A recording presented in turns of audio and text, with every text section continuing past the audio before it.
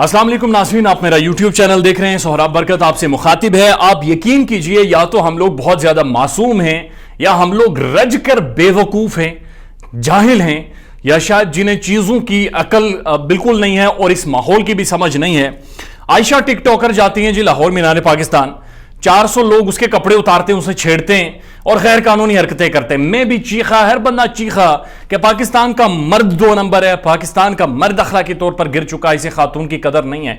अब जो हकाइक सामने आए हैं, जो आयशा ने खुद जो इन्वेस्टिगेटिव ऑफिसर है उसको बताए हैं, वो आपको चौंका कर रख देंगे, बल्कि शर्मिंदा करके रख देंगे, शशदर करके रख देंगे। ये ड्रामा था सारा, ये ड्रामा प्लान करके रचाया गया था, ये प्लांटेड स्क्रिप्ट था सारा। जिस तरह से आप फिल्म देखते हैं, ये एक फिल्म थी जिसको डिजाइन किया गया था, जिसको इसी तरह से क्राफ्ट किया गया था कि ये सारा वाकया होगा, उसके बाद इस तरह इंटरव्यू दिया जाएगा। ये सारी चीजें प्लान थी, सारी चीजें प्लांटेड थी।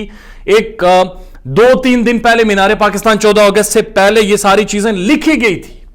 अब ये वाकया सारा हुआ क्या है, मैं आपकी सारी चीजें आपके सामने रख देता हूं कि ये रैम्बो कौन था, रैम्बो ने कैसे प्लान किया, ये किस तरह प्लान हुआ।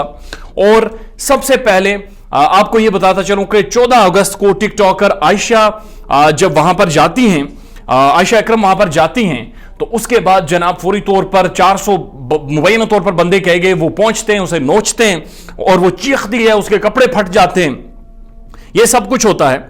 उसके बाद पुलिस आयशा को गिरफ्तार कर लेती है, बल्कि गिरफ्तार नहीं करती, बल्कि अपने साथ लेकर चलती है और कहती है निशानदेही करें। आयशा 400 लोगों की निशानदेही करती है, 400 लोग गिरफ्तार होते हैं, उनमें से 6 लोगों की वो शिनाख्त करती है कि ये 6 लोग थे जिन्होंने मुझे नोचा है। उसके बाद जब वो इन्वेस्टिगेट करता है उन लोगों से, तो वो कहते हैं जनाब हम लोग जो लोग 6 लोग पकड़े गए, उन्होंने कहा जनाब हम लोग पीछे हो रहे थे, लेकिन इनके साथ जो लोग थे, आयशा के साथ जो लोग थे, वो पकड़ पकड़ कर हमें आगे कर रहे थे। उस पर इन्वेस्टिगेटिव ऑफिसर को शक हुआ, उसने आयशा को पकड़ के धरा और उससे इन्वेस्टिगेशन शुरू की। अब सुनिएगा असल कहानी। जब आयशा की इन्वेस्टिगेशन हुई और उससे थोड़ा सा गुस्सा किया गया, तो आयशा ने कहा कि जनाब मेरी बेशुमार नाजेबा नंगी वीडियोस मेरा जो दोस्त है रैम्बो जो गिरफ्तार है उसके पास थी। रैम्बो मुझे उन वीडियोस को देकर ब्लैकमेल करता था और बहुत ज्यादा ब्लैकमेल करता था। इस रैम्बो ने मुझसे ब्लैकमेल करके 10 लाख रुपए भी लिए और ये बहुत सारे काम करवाता था मुझे ब्लैकमेल करके, नाजेबा वीडियोस बनाता था, नाजेबा हरकतें करता था मेरे पास। 14 अगस्त मीनार पाकिस्तान से 2 दिन पहले रैम्बो ने मुझे बुलाया अपने पास और बुलाकर कहा मैं तुम्हारी वीडियोस मंजर-ए-आम पर लेकर आऊंगा, तुमने मीनार पाकिस्तान चलना है और वहां पर ऐसा लिबास पहन के जाना है और ऐसी हरकतें करनी है जिससे पाकिस्तान की जो मर्द हैं वो तुम्हारी तरफ अट्रैक्ट होकर तुम्हारी तरफ आए। अब ये वो बात है जो कंफर्म है, जो जियो टेलीविजन रिपोर्ट कर रहा है, जो मुख्तलिफ रिपोर्टर्स रिपोर्ट कर रहे हैं, जो लाहौर के अंदर से लोग रिपोर्ट कर रहे हैं कि इन्वेस्टिगेटिव ऑफिसर ये कह रहे हैं कि रैम्बो ने बाकायदा इसे हिदायत दी थी कि तुमने ऐसी हरकतें करनी हैं जिससे वहां पर जो मौजूद मर्द होंगे वो सारे तुम्हारी तरफ आए। तुमने अपने जिस्म की नुमाइश करनी है, अपना जिस्म उन लोगों को दिखाना है। उसके बाद वो कह रही हैं कि जनाब मैंने वही हरकतें की। जब मैं मीनार पाकिस्तान पहुंची 14 तारीख को, तो सबसे पहले 13 लड़कों ने और रैम्बो ने मेरा इस्तकबाल किया। अब 13 लड़के रैम्बो खुद अपने साथ लेकर आया था, वो उसके दोस्त थे, वो उसके प्लान का हिस्सा थे। अब रैम्बो और 13 लोग वहां पर खड़े, आयशा आ रही हैं और ये इन्होंने फूल देकर इसका इस्तकबाल किया। एक माहौल क्रिएट किया जैसे बहुत बड़ी सेलिब्रिटी आ गई हैं। लोग आयशा को जानते तो थे नहीं, लेकिन सबकी नजरें उस तरफ हो गई कि जनाब ये कौन सी सेलिब्रिटी आ गई है, ये कौन सी पर्सनैलिटी आ गई है। और उसके बाद आयशा ने ऐसी हरकतें की कि लोग भी पास आने लगे और जो 13 लोग थे वो इसके इर्द गिर्द खड़े हो गए। एक प्रोटोकॉल सा माहौल बना लिया। हम सारों के साथ मसला ये प्रोटोकॉल देखकर चले जाते हैं हो क्या रहा है, और हमें नहीं पता होता कि ये प्रोटोकॉल भी शायद प्लान का हिस्सा हो, प्लांट किया गया हो। वो 13 लोग उसके हसार में जाकर सारे खड़े हो जाते हैं और उसके बाद उन 13 लोगों में से ही पहले एक आयशा को छेड़ता है और जो ही वो छेड़ता है तो कुड़ुमस मच जाता है, सारे लोग हैरान हो जाते हैं ये हो क्या गया है। और उसी दौरान 13 के 13 लोग आयशा पर झपट पड़ते हैं, जो कि रैम्बो का प्लान था, जो कि प्लांटेड तरीके से सारा किया गया था।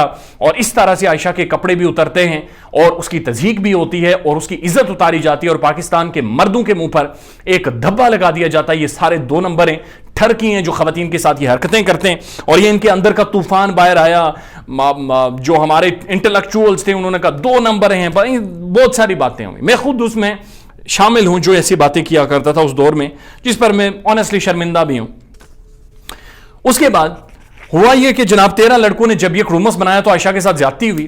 زیادتی ہونے کے بعد انٹرویو ہوتا ہے اور انٹرویو دیا جاتا ہے شامی کو ڈیلی پاکستان کے, اور اس انٹرویو سے آپ کو پتا ہے کہ ایک ہی دن میں تقریباً 20-25 لاکھ روپے کی گیم ہوتی ہے, 20-25 لاکھ روپیہ ریونیو جنریٹ کیا جاتا ہے. لیکن اس دوران کچھ واقعات ہوئے.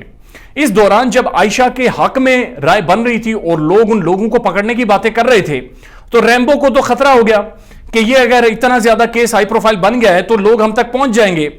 وہ آہستہ آہستہ کر کے عائشہ کی مختلف ویڈیوز ریلیز کرتا اور ویڈیو ریلیز کر کے یہ تاثر دینے کی کوشش کرتا کہ عائشہ ہی 2 نمبر, یہ غلط لڑکی ہے, یہ خراب لڑکی ہے. تو اس کی وجہ سے مرد اس کی طرف آئے ہیں.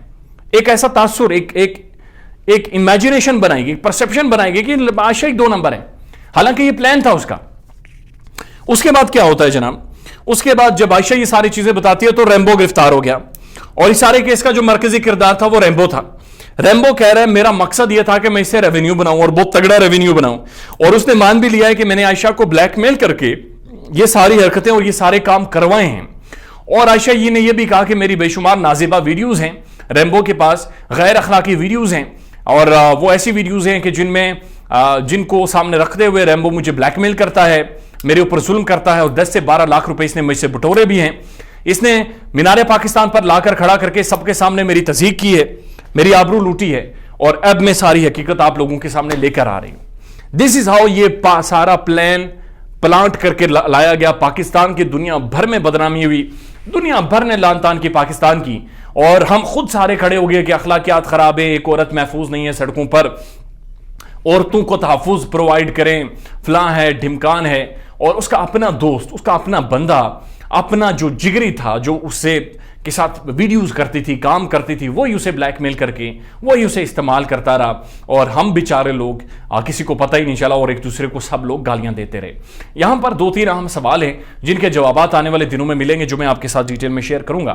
آیا عائشہ کو کیا پہلے اس چیز کا پتہ تھا کہ جب میں مینار پاکستان جاؤں گی تو میرے ساتھ یہ اتنا بڑا ڈرامہ کھیلیں گے, اور اس کے بعد میڈیا ہائپ بنا کر اس کے بعد میرے ساتھ ڈرامہ کھیلیں گے, اور اس کے بعد میرا انٹرویو کر کے اس انٹرویو کو کئی ملینز میں لے جا کر ایک ریونیو کمایا جائے گا, اور اس ریونیو کے پیچھے ایک تھاٹ تھی, ایک مائنڈ تھا, ایک درندگی تھی, ایک شیطانیت اور ایک حوانیت تھی. کیا یہ عائشہ کو پتا تھا؟ کیا عائشہ کو پتا تھا کہ ریمبو ان لوگوں کے ساتھ مل کر, اپنے 13 دوستوں کے ساتھ مل کر اس کے کپڑے پھاڑنے والا ہے, اور اس کے کپڑے اتار کر اس کی تضحیق کرے گا, اور اس تضحیق کا مقصد ایک ریونیو کمانا ہے, ایک ہائپ بنانی ہے, ایک میڈیا ہائپ بنانی ہے؟ یہ بہت سارے سوالات ہیں جو آنے ہیں, لیکن حیرت ہوتی ہے کہ ہم لوگ کس حد تک گزر جاتے ہیں, ہم کن اخلاقیات تک گر چکے ہیں. پاکستان میں ہوتا کیا ہے, وہ کہتے ہیں نا کہ سجی دکھا کے کھبی مارنا. This is what that is happen. کوئی کیس اٹھا لیں, بات کہیں اور سے شروع ہوتی ہے, کسی اور طرف نکل جاتی ہے. اپنا خیال رکھیے گا, اور ہمارے چینل کا بھی. اللہ حافظ.